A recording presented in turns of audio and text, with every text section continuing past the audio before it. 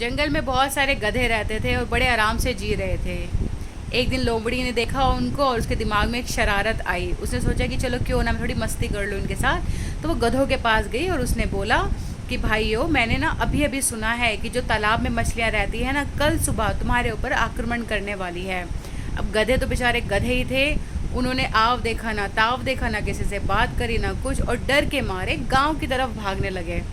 अब वो बहुत तेज़ी से गांव की तरफ भाग रहे थे कि वहाँ से एक धोबी निकल रहा था। धोबी ने देखा इतने सारे गधे गांव की तरफ क्यों आ रहे हैं। उसने गधों को रोका और पूछा कि क्या बात हो गई तुम्हारे साथ। तब गधों ने कहा कि आपको नहीं पता, जो पड़ोसी तालाब की मछलियाँ हैं ना, हमारे ऊपर कल सुबह आक्रमण करने वाली है। तुम अपनी जान बचाने के लिए गाँव में आ रहे हैं। धोबी बहुत समझदार था। उसने बोला कि मेरे रहते तुम्हारे साथ कोई कुछ ऐसा नहीं कर सकता, मैं तुम्हारे प्राणों की रक्षा करूँगा।